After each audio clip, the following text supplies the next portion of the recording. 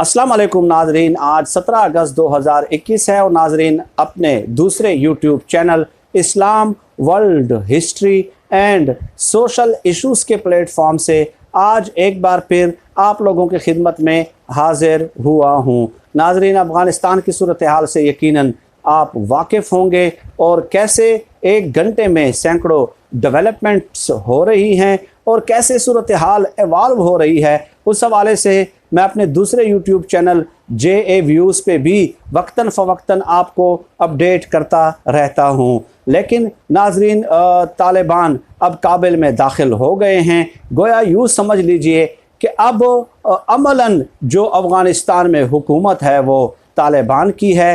तो ऐसी सूरत हाल में तालिबान की तरफ से कोई स्टेटमेंट आना यूँ समझा जाएगा जैसे कि सरकारी सतह पे और सरकारी तौर पे कोई बयान दिया जा रहा हो। चुनांचे तर्जुमान जो तालिबान के हैं सुहेल शाहीन साहब, उनके कई इंटरव्यूज़ हुए हैं और भारत को उन्होंने ललकारा है, बल्कि भारत को उन्होंने बाकायदा तौर पे धमकी दी है। बाकायदा का लफ्ज़ मैं इस्तेमाल कर रहा हूँ, बाज़ाब्ता तौर पे उन्होंने भारत को धमकी दी है। तो वो क्या है, उस हवाले से मैं चंद तफसीलात आप लोगों की खिदमत में पेश करता हूँ। नाजरीन, आपके इल्म में है कि 28 नेटो ममालिक हैं और इसके अलावा इसमें भारत भी शामिल है, अफ़गानिस्तान, अमेरिका भी शामिल है, जर्मनी भी, बरतानिया भी, फ्रांस भी। ये तमाम तर ममालिक जो टेक्निकली वेल इक्विप्ड हैं, जिनके पास जदीद हथियारों की और वसाइल की कमी नहीं है, उसके बावजूद भी उन्हें शिकस्त का सामना करना पड़ा है। अब ये हकीकत तो बिल्कुल वाज़ेह हो चुकी है। भारत ने भी कई सौ 300 अरब डॉलर जो है वो अफ़गानिस्तान में लगाए, इंफ्रास्ट्रक्चर डेवलप करने की कोशिश की। वहाँ पे अपनी कठपुतली जो हुकूमत थी अशरफ गनी की, उसको सपोर्ट किया, उसको फंडिंग करते रहे। अफ़गान फोर्सेस की तरबियत की, चंद पुराने हेलीकॉप्टर्स उन्हें दिए गए और ये महज इसलिए किया गया कि वहाँ से बैठ के पाकिस्तान को डिस्टेबलाइज़ किया जा सके। लेकिन उनका ये ख्वाब जो है वो एक सुहाना सपना ही साबित हुआ, सुहाना ख्वाब ही साबित हुआ और तमाम तर उनकी ख्वाहिशात और तमाम तर उनके ख्वाब जो हैं अब बिखर चुके हैं। अब नाजरीन, भारत ने ये प्लान बनाया है सरकारी सतह पे कि वहाँ पे जो है ना इंतशार को मज़ीद बढ़ाया जाएगा और तालिबान की हुकूमत को स्टेबलाइज़ नहीं होने दिया जाएगा। तो उस हवाले से भारत ने गो के ये कहा तो है कि हम अपनी फ़ौज जो है भेजेंगे और अफ़गान नेशनल आर्मी को और अफ़गानिस्तान के जो दीगर धड़े हैं उनको दोबारा रीऑर्गेनाइज़ करेंगे और रीग्रुप करेंगे और उसके बाद हम अपनी फ़ौज भी साथ भेजेंगे और हथियार भी देंगे। तो उस हवाले से सुहेल शाहीन ने कहा है कि भारत यहाँ पे अपने फ़ौजियों को उतारने से पहले सबक सीख ले नेटो फोर्सेस से। जो 28 ममालिक की अफवाज थी वहाँ पे, अमेरिका जो कि इस वक्त सुपर पावर गिना जाता है ज़मीन पे, तो उससे सबक सीख ले और इसके अलावा रशिया से भी डेफिनेटली उनकी जंग रही है, तो उससे सबक सीख ले और उसके बाद भारत जो है ना इस बारे में गौर कर ले। तर्जुमान तालिबान ने यह कहा कि जो भी फ़ौज आएगी भारत समेत, हम अफ़गानिस्तान को भारतीय फ़ौजियों का कब्रिस्तान बना देंगे। और साथ ही साथ उन्होंने एक बहुत ही मानी खेज़ बयान दिया है जो कि बहुत ही अहमियत का हामिल है और वो बयान ये है नाजरीन कि भारत अफ़गानिस्तान को पाकिस्तान के ख़िलाफ़ इस्तेमाल करता रहा है और इस बयान से यकीनन मिर्चें लग जाएंगी।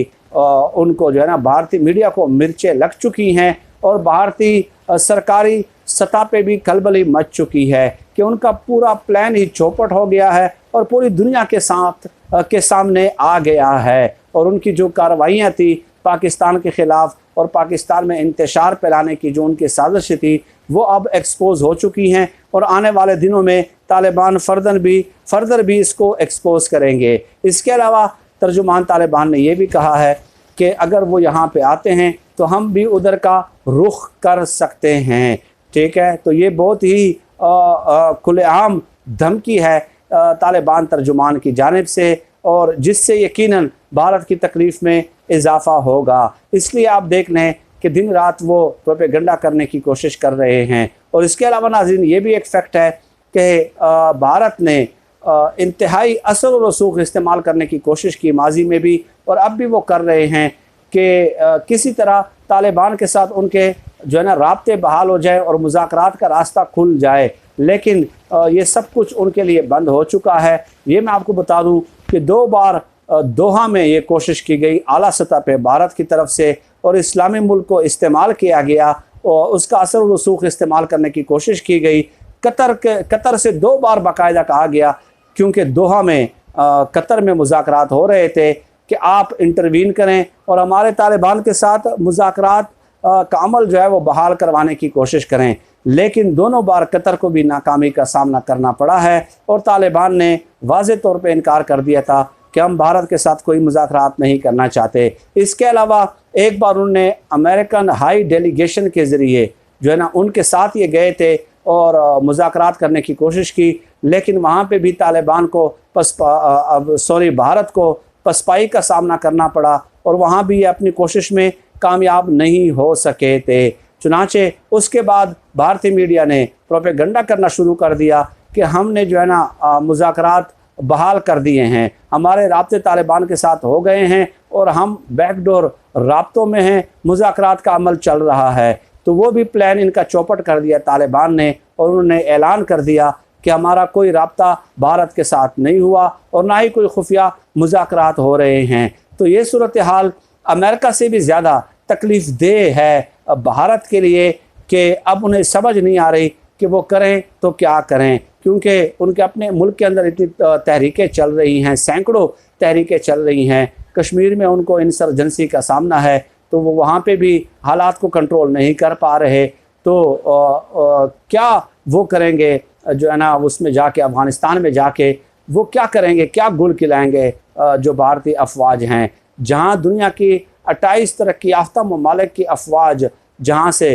अपने ज़ख़म चाटने पे मजबूर है। और आज काबुल एयरपोर्ट की सूरत हाल देख लें कि वो भागने में आफियत समझ रहे हैं और एक दूसरे को मोरद इल्ज़ाम ठहरा रहे हैं, ठीक है कि, और वो कहते हैं कि जितना जल्द हो सके हम यहाँ से निकलने में कामयाब हो जाएं।